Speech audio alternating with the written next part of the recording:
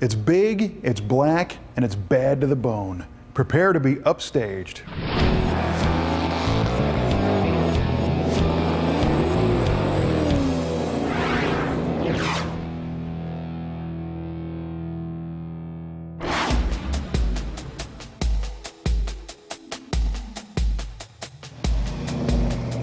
The versatile GM A-body platform allowed Buick to build a wide variety of cars that shared the same basic backbone and DNA, ranging from meek 6-cylinder four-doors and post-coupes all the way up through fully loaded luxury station wagons and convertibles. And this car is the recipient of some of the best Buick had to offer in '71, featuring the highest levels of power, style, and comfort, all wrapped up in one sinister triple black convertible.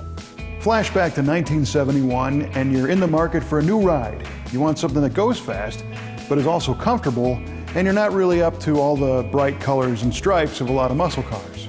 Well, that's where the '71 Buick GS Convertible comes in. The GS name is derived from the Buick Grand Sport. Note, there's no D for grand, it's just Grand, suggesting a connection to the European Gran Turismo or Grand Touring cars, which boasted both luxury and performance. The name was shortened to just GS for 1967 and was still delivering on that luxury and performance promise when our feature car rolled off the assembly line in 1971. From a performance standpoint, a GS buyer was in for a treat, especially if the 455 cubic inch V8 was chosen with the Stage 1 upgrade. A lesser GS 350 was available, but the 455 Stage 1 was a special engine. Physically, it was the largest engine GM ever stuffed in a midsize car, but its thin wall casting design made it far lighter than any of the other big V8s of the day. Pontiac and Oldsmobile both had their own 455s, but they were 100% different from the Buick 455 and no parts interchange. Although the engine peaked in 1970, the detuned 1971 version still whipped up 345 horsepower at 5,000 RPM and 460 foot-pounds at 3,000 from the reduced 8.5 to 1 compression ratio. This is one of just 72 built with a Turbo 400 automatic in a Stage 1 convertible. The hood scoops on a Buick GS are functional, and it's not really so much of a scoop as it is kind of a nostril. These are placed in the middle of the hood, and they're flush with the hood, so it's different from something that reaches up and grabs fresh air coming in at the front, or the Chevrolet cowl induction scoop, which pulls air from the base of the windshield. So people complained that maybe this isn't very effective because it's back in this low pressure zone halfway back on the hood, but they are connected. There's some foam seals here and a dual snorkel air cleaner which sucks air into the engine. On this engine you'll also see the chrome valve covers and air cleaner lid signifying the Stage 1 option, which gave you a rejetted carburetor, slightly different cam, bigger valves, a few more performance goodies than a regular 455. But because it's a Buick, it also has power options, power brakes, cruise control, power steering, air conditioning, comfortable ride, all kinds of fun stuff.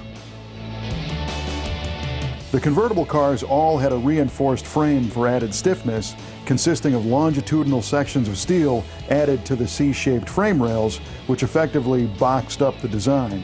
The GS F41 suspension package added boxed lower rear control arms to match, along with beefier rear springs, a rear sway bar, sport shocks, and rear frame supports to keep the 10-bolt limited slip rear axle in place. This car has a 342-to-1 rear gear, which indicates that it also has air conditioning, as Buick engineers didn't want a high rear gear ratio to cause the engine to overspin the AC compressor under the hood. Non-AC cars could have a 364 gear or even special order higher numerical versions.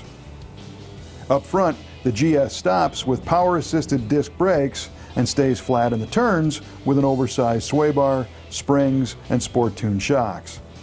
These cars rode on attractive 15x7-inch chrome and black steel road wheels that were shod with Goodyear polyglass raised white letter tires. And they rode well. They handled the corners with ease and confidence, at least as confidently as you wanted to, considering you were sitting on a full-width power bench seat in this car. The list of comfort items is long on this one, with a tilt column and sports steering wheel, a dashboard loaded with gauges including the in-dash tachometer, power steering, power windows, power convertible top, air conditioning, AM/FM radio, cruise control, dual sport side mirrors, and more. Most people think that the buckets and console and floor shift look cooler, but there's something unique about being able to win drag races on a living room couch.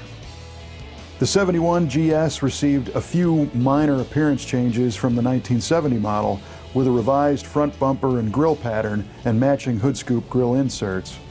The curvy shape of the car is accentuated by the solid color paint, and red accents in the GS and Stage 1 badges kind of break up the black, along with the red rocker trim stripe. And these cars were not necessarily the fastest in the quarter mile, but they weren't slow either. The car definitely has an attitude, but not in a loud race car way. It's more like a car that knows it's bad to the bone, but is disciplined enough to remain composed as not to call too much attention to the driver.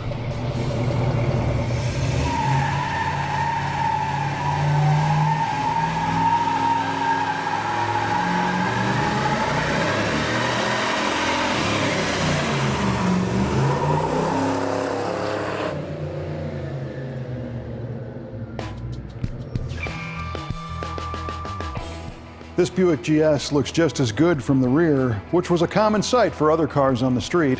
We especially like the N25 exhaust tips poking through the bumper. And you're welcome to come poke around on our website because we have more high-performance Buick videos there.